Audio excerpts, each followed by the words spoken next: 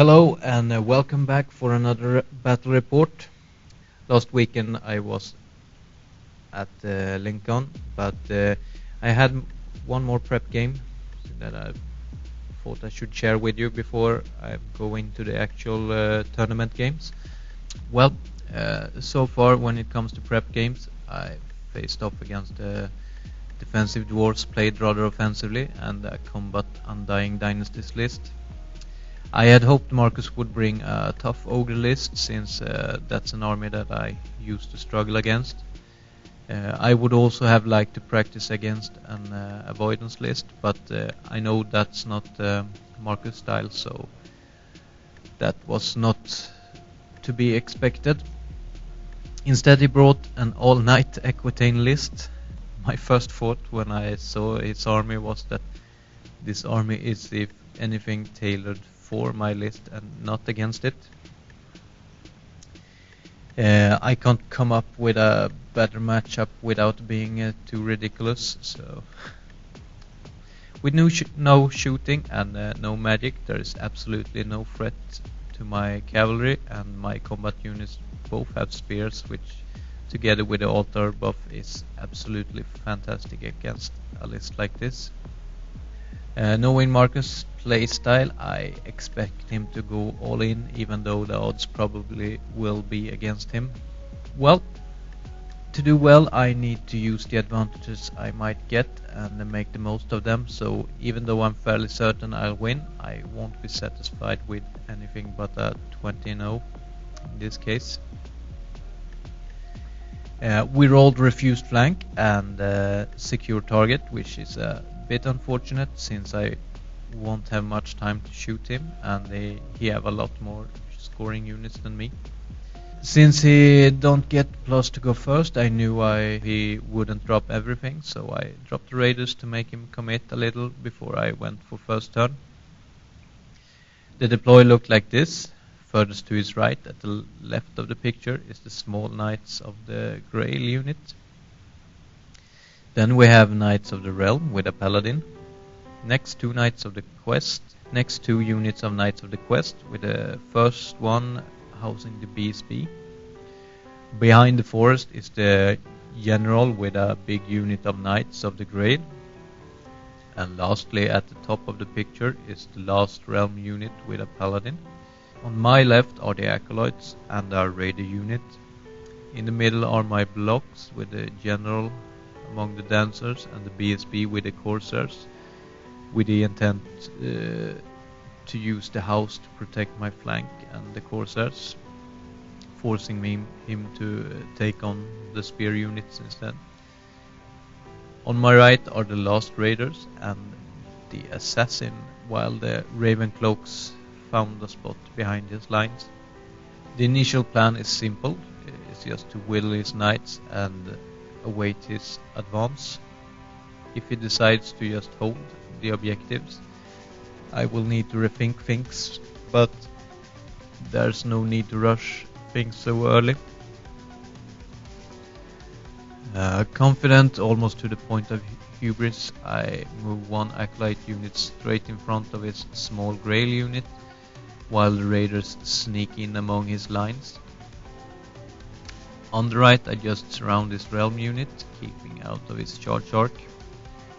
He dispel Grave Calls on the small Grail unit, and since I got a rather good magic roll, I get both Breath and Pyroclastic Flow off instead.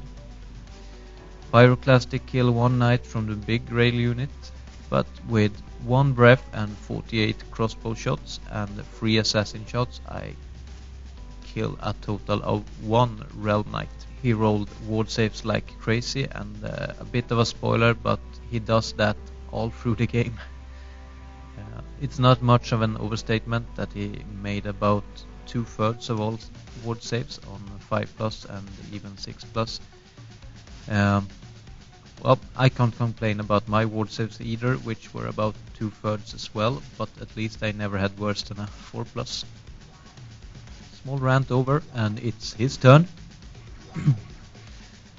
The small Grail unit charge my Acolytes, and I'm like, damn, I'm stupid. The remaining 3 units on his right go full speeds for my block. On his left, the realm unit needs to take a detour round the hill since I blocked him from wheeling efficiently.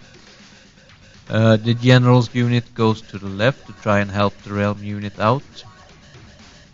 In combat I do 4 wounds. He failed 2 armor saves but passed both wards.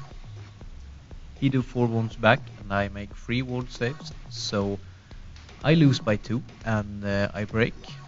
Since we are so close to the edge, he lets me run off and restrain and pivot. Since he has shown signs of committing on an attack, I do the same as last turn, but for keeping my remaining acolytes safer this time. On the left, the small grail unit is the target.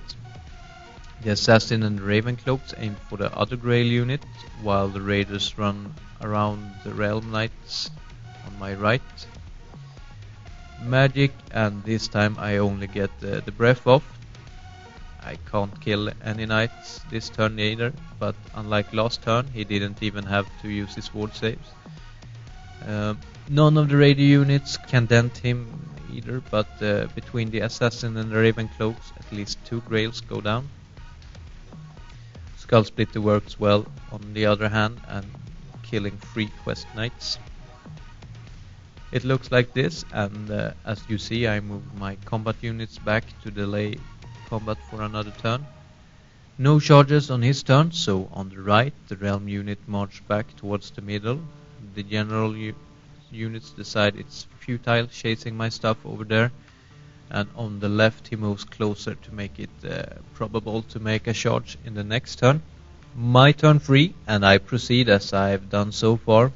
On the left, raiders and acolytes dance around the small graves.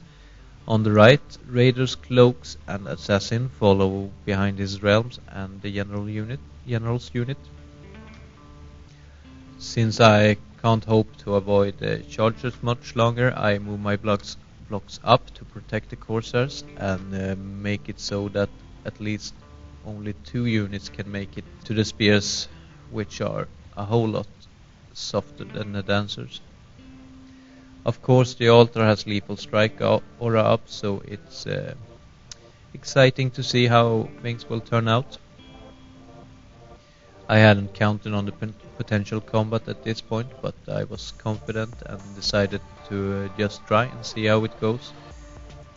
Magic, and I don't think I got anything off actually. Shooting continues to suck, so no more than 3 knights die here and there, if even that. So it's time for some combat, and he brings his 3 buses on the right into my dancers. His units on the right march towards the action, while the small grail unit decides to do the same. In combat then, my prince mutilates a champ in a challenge. Of course I go for spears, and it works as well as hoped for, and I kill somewhere around 10 knights. My ward save then works a bit better than average, which means he only killed 3 dancers. Both questing units auto-break, including the BSP. The realm unit managed to keep steadfast, so at least the other units get away. I reform to get more ranks and more models into combat, and that's it for his turn. Confident that the dancers can deal with his realm unit, the spears move to take on the charge from the general's grail unit. The rest of my army does the same as for every other turn, which you should be familiar to by now. The result is also about the same, but for the acolytes that actually get both grave calls and breath off, killing the small grail unit. In combat it's a ward save fest, and only I get 1 kill. Thankfully it's enough to break him, and I run him down. So the left is pretty much dealt with, and now it's mostly a matter of trying to win the scenario.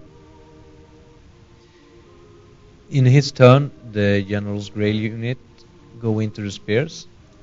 I don't think the spears will win in the long run, but the altar should be able to deal with any remains of his unit. Last turn of his, he had turned his realm unit around. If you wonder why he didn't combo charge, the BSB unit rally, but the lone quest knight does not. I see I forgot to take any pictures of it, but his general's unit kill a whole bunch of spears, and I left him with 2 Grail Knights. I'm still steadfast, so I stuck. It's my turn 5, and I charge the Acolyte into the rear of its BSB's unit. I also need to do something about this realm unit on the right to keep him from the objective.